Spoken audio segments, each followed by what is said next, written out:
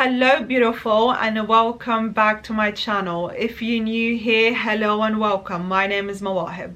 Today's video, I want to go through the basics of everything that you need to know about wicking your candle. Now, there has been a flood of you that have been subscribing to my channel that are new to candle making, so welcome and thank you for subscribing to my channel. I'm incredibly grateful and happy, excited to have you join me along my candle journey too, and I'm so glad that you've let me into your candle journey too and reached out to ask for help, tips and tricks and everything that you need to know about candles. I am just incredibly grateful, and thank you to those of you that have been supporting me since day one. I see you too, and we have conversations almost on a daily basis, and I appreciate you.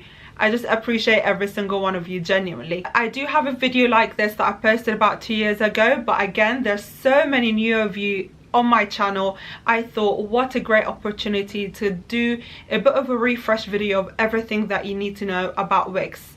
Get yourself a pen and a paper, grab yourself a cup of tea, hot chocolate, whatever drink you like, some snacks, and take down some notes. First things first, we need to understand what a wick is, and I'll be looking down at my notes because I don't want to miss anything out, so do excuse me if my eyes are looking downwards. But what is a wick? A wick is a thin cord-like material that is used to draw up liquid into a flame in order to maintain a continuous burn in a candle. The wick is typically made of a cotton or a cotton blend, is treated with wax or other material to help it burn more efficiently. Cotton wicks come in different sizes and wick families, which can affect the burn rate and the performance of your candle. Which then brings me to different types of wick families. When I say Eco, TCR, Stabilo, TB, CL, these are different types of wick families, and the reason why we have many of them on the market and probably a lot more wick families than what I've just mentioned is because we've got different types of waxes on the market. We've got paraffin wax, we've got paraffin wax blended with a natural wax, we've also got natural waxes like coconut and soy, or a blend of paraffin and soy. Many different waxes on the market, therefore we need different types of wick series to be able to establish whether or not the wick series is compatible with our wax. Now, for example, Eco wicks is a heavily used wick in the candle industry. Eco wicks tend to work really well with natural waxes and paraffin waxes. The TCR wick family tend to also work really well with natural waxes. Stabilo, CL, TB, which have been my absolute favorite recently with my recent burn test video. If you haven't seen that, I'll link it down below, but they've worked extremely well with soy waxes and my rapeseed and coconut blend. When you also shop for different types of wick families, there'll always be information about the wick family itself. So for example, TB wicks have been my absolute favorite recently, and if you guys go on the Candle Shack's website, because they're the only supplier that sell it so far, it will describe TB wicks as tightly braided wicks made from unbleached cotton, tightly interwoven with a fine paper thread and outer jacket. These wicks are particularly suited to vegetable waxes such as soy wax that are also suitable for heavily colored or scented paraffin waxes. The wicks itself have a thin paraffin wax for stability. The most challenging part in your candle making journey will be the wicking process, and here is where you will take your sweet time and test thoroughly. It could take you 6 months, a year, 2 or 3.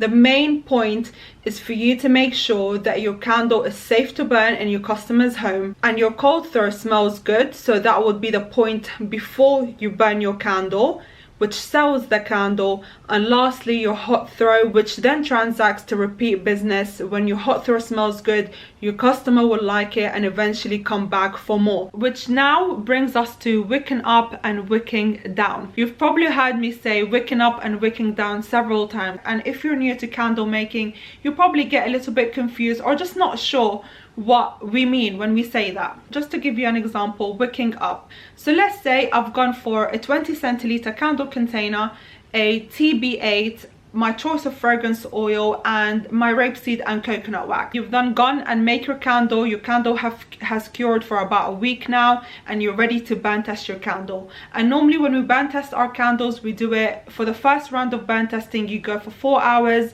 you let your candle rest, you come back the next day, and you do your second round of burn testing, another 4 hours, and so on and so forth. So during your burn testing process, if you notice your TB8 not performing as well as you want it to, and the type of results you want to look out for is tunneling. So when you've got a very thick wall of wax around your candle container and your wick is not able to burn all the wax evenly across your candle container, so then you'll know that you want to wick up. Another results to look out for if you want to wick up is your candle flame seems to be very small and it looks like it's struggling to stay on, so it eventually switches itself off because it's struggling to burn all that wax in your candle jar. So at this point you'll have a look and say, I think I might need to wick up. So then you go to the next wick up, which is TB10 or TB12 I believe, and then you test that and you see how that works, and then so on and so forth. The same principle goes when you're wicking down. So let's say in my 20 centiliter candle container I decided to go for a TB16, my choice of fragrance oil, and my rapeseed and coconut wax. Now I look closely during my burn test and I see the high flames. Is it flickering and going high way above your candle jar, which shouldn't be happening when you're burn testing your candle. Very thick mushrooming on your wick. If there are pea-sized mushrooming on your wick, this is not the right wick for you. If your wick is constantly flickering in a very aggressive manner, this is not the right wick for your 20 centiliter or 30 centiliter or 40 centiliter candle container. If your melt pool is very deep, so for example, on your first hour burn, if you already have a melt pool, guaranteed by the 4th hour burn, probably a good quarter or half of your candle will have already been burnt off. These are a few examples of what to look out for when you want to wick down. So if my TB16 is not working, I go to the next wick down, which could be TB14. You monitor it, you write down your notes, and then you see what you could do better in your next candle, and the candle after that. Is a lot of testing, I know, and I don't want you guys to get put off by candle making because of the wicking process. Every craft takes time. Not everything happens overnight. Rome wasn't built in a day. Don't expect to make your first candle and for it to be the most perfect candle. It will not be the most perfect candle. I've been making candles for almost 2 years consistently, and I'm still testing to make sure to sell good, safe candles, you guys. That's so important for me. I want a quality candle that you can smell before you can burn it, you can smell while it's burning, and most importantly, a safe candle for you to burn at home. I want you guys to keep going. I want you guys to keep wicking up and wicking down and changing different types of wick families that works best for your wax. It's not a day or two process. Again, it could be 6 months, it could be a year, and it could be 2, but you will get there. The most important point is for you not to stop. As soon as you stop, you're just setting yourself back. Keep on going, keep on thriving, keep on doing what you need to do every day to test your candles. And this is advice to myself as well, you guys. I was making candles consistently during COVID for 1 year. Then COVID ended, finished uni, went back into a full-time job. I completely put my candles into the passenger seat. And then now I've come back again, and I'm basically starting from scratch, you guys. So it's been 8 months since I've been testing my candles, and I'm still testing, and I will not be giving up on it because I know I'm a step closer every day. You can't give up, okay? Which brings us to the last part of today's video, and that is, how do you know if you've chosen the right wick for your candle container? Or how do you know if your wick is the correct wick for your candle container? Which is a question that I ask myself over and over again when I burn test my candles. One of the questions that I like to ask myself is my flame height. I tend to be very picky with my flame height. Is it too high where it's going above the candle jar? You don't want your flame height to go above your candle jar. That is a dangerous flame for me, especially when it flickers. If you've got an aggressive flicker, you guys, that flicker will then trigger your flame height to go even above that. Be very picky with your flame height. You also don't want your flame height to be too small where it's struggling to burn your wax in the candle container. You want it to be at a good size where it's powerful enough to actually burn around your candle container and also evenly. And if you guys remember, sometimes our candles leaves a little bit of wax residue around the candle container, and that's absolutely fine. as long as it's not a thick wall where the flame is really struggling to burn off that wax. So as long as it's a thin layer of wax around the candle container, as your flame gets towards the candle container, the top part of your candle will get super hot. That wax residue around your candle container will then burn. So definitely monitor your flame height. You want a good flame height, powerful enough to burn evenly and to also burn that little wax residue that could potentially be stuck at the top of your candle. Another question that I ask myself is mushrooming. If you see a pea-sized mushroom on your candle wick, this is not the correct wick for you, especially if that mushroom is forming on the first and second hour burn. I welcome mushrooming for as long as I start seeing it towards the end of my burn test, so around the 3rd and 4th hour burn. Then I welcome it, because then once the 4th hour comes around, you're eventually going to switch off your candle, let it rest, and come back to burn test it the next day. And then the mushrooming wouldn't be too big. Another thing I would also monitor is of course your hot throw and your cold throw.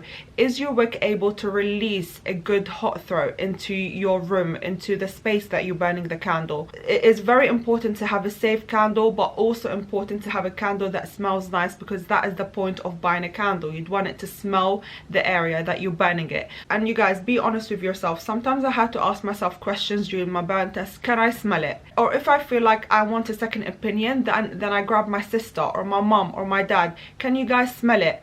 Is it only me? Am I not smelling it, or is it not strong enough? Get your family's opinion that live with you at home. Their opinions could help, because you could be so used to smelling your candles because you're constantly testing it, but someone with a fresh nose could be like, oh, I can't smell it too much, or yes, I can smell it very well. You definitely want a good hot throw in your room or the area that you're burning your candle. Another thing that you also want to look out for is your cold throw.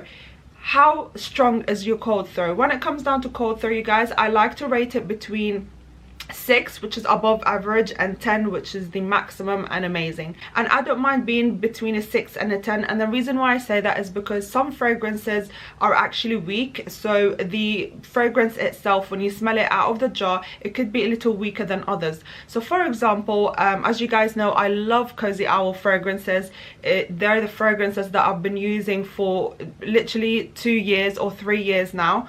And some fragrances are not strong enough, and I don't smell them as strong on my cold throw, but I can still smell it, but it's a little bit weaker than other fragrances. So my cucumber melon, coconut lime, you guys, I kid you not, as soon as you don't even need to be near the candle for you to smell the cold throw. That's how good and strong these fragrances is. For other fragrances like Midnight Passion, for example, you don't really smell it unless if you pick up the candle and actually have it next to your nose and give it a sniff, then you can smell it. And I tend to rate that fragrance oil between 6 and a 7, depending on how good my wax and my fragrance binded. It's okay if your cold throw tends to be between a 6 and a 10 when you're rating it, because again, some fragrances are weaker than others. Another point that I want to mention before I forget, burn testing your candle, you guys. Burn testing your candles, testing your candles, your fragrances, your wick, your waxes, is very, very important. It's absolutely crucial, you guys. When you're burn testing your candles, we normally do 1 round of burn testing for 4 hours, let your candle rest, you come back to it and you burn it again for the second round of burn testing for another 4 hours, right?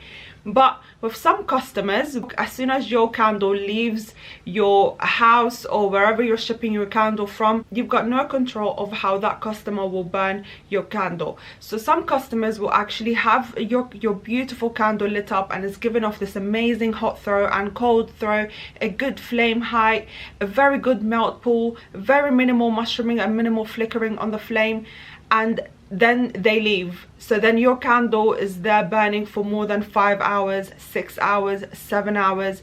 Not every customer follows the instructions of our candles. So just test your candles at home and let it burn for more than 4 hours and see how strong your candle container can handle the heat. Do you feel like your candle is about, God forbid, but do you feel like your candle is about to crack? Do you feel like your candle container is struggling to hold that heat? Sooting is another one as well, you guys. When you see soot coming out of your flame, this is not a good wick for you. So make sure that your flame does not have sooting once it's releasing that fragrance into the air, because you don't want to smell soot. You don't want to smell a smell of smoke, if I'm making sense. Another thing, I don't remember if I mentioned it, but your flickering. Your flickering, you guys, should not be aggressive, because the reason why I say that, flickering can be normal. Some customers burn their candles in their garden and the outdoors with the window open, which tends to, of course, flicker the flame because of the wind. But when you're burning your candle indoors, you want to make sure that that flame height is not flickering aggressively. And what I mean aggressively is when the flicker is going back and forth in a very harsh way, and also going above your candle container. When you've got a harsh flicker, an aggressive flicker, it tends to make your flame height a lot higher than it should. So that will not be a good flame. What a good flame height is when you see it dance a little bit, flicker slightly now and then, but the majority of the time you'd want your flame height when burning indoors to be steady as you can get it to be, with very minimal dancing and flickering on it, which is absolutely fine. So that's how you know if you've got the correct wick in your candle container. You'll need a good hot throw, a good cold throw, a good flame height, very little mushrooming, little flickering, and have I missed out on anything, a good melt pool. That's basically the things that you want to look out for a good wick. Which then brings me to the end of today's video. If you're watching this and you're still brand new, don't worry too much. I promise you, practice makes perfect. The more time you put into it, the more you start understanding your candles, the more you write down notes, the more you start understanding your candles and what you should and shouldn't do next. The more you test waxes and fragrances and different type of wick families, the more you start to understand your candle a lot more. I don't want you to take this video and feel overwhelmed by it. I am here to help you. You are also here to help me with your experiences and also the candle community that we've built together on this channel. You don't understand how grateful I am for each and every single one of you, and I'm so proud of you for trying every day, for testing your candles, for not giving up on it, regardless of how frustrating and irritating it can be. And I hold my hands up to that, you guys.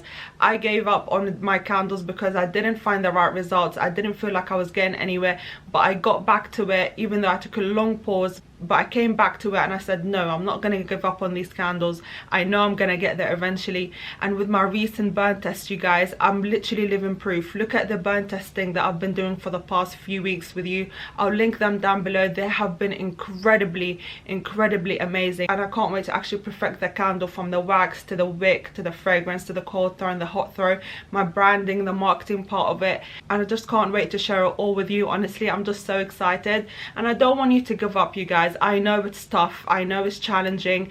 Every craft is challenging. When I first started candle making, I was like, yeah, that's gonna be super easy. All I need to do is just find a wax and a wick and a fragrance, and that's fine. It was not like that, you guys. Little did I know it takes a lot of patience, hard work, commitment, dedication. It just takes a lot. It takes a lot, you guys, and I don't want you to give up. The main part of it, don't focus too much on the result, but focus on the journey, focus on the details, focus on these results that you're getting. Don't be sad if your flame height is going high, or you have tunneling candles. It's okay. I've had so many tunneling candles. I've had so many flame heights go way above the candle container. I've had wicks that switch themselves off. It just doesn't want to stay on. No hot throw, no cold throw. I've literally experienced it all, and sometimes I still experience it until now, because I test different types of waxes, which is what I love to do, just testing waxes and see what works best for me. It does take a lot of practice. Again, practice makes perfect. I know that you can do it, and I know I can do it, and we can all do it together. And again, this is a beautiful community that we've built here together. We're literally here for each other, you guys. I don't want you to feel like you're on your own. Do reach out to me. I do apologize that sometimes I do take long when I reply back to your comments under my video. I do work full time, so I can't be on my phone too much when I'm at work, but I do tend to block out a 30 minutes to an hour to reply back to your comments and your DMs, and to see how I could be of help. I think this video is a lot longer than usual, but honestly, I very much enjoyed filming this video for you. I'm so glad I did a bit of a refresher, because I feel like I've learned so much from my wicking process as well. And this is just a basics video. Please leave comments down below if you feel like I've missed out on anything, or you feel like someone else can learn from you, or tips and tricks for someone else to learn from you. I'm open to your advice and your opinions. If I've missed anything out, leave them down below. This is, again, it's like a basics 101 video of everything that you need to know about about wicks and kind of the candle making language, the wicking up, wicking down, the flame height, flickering, mushrooming, and all of these wording that we tend to use in the candle making community. I am going to close out today's video. Please make sure that you subscribe down below, like, comment and share, and I will see you in my next video. Bye guys.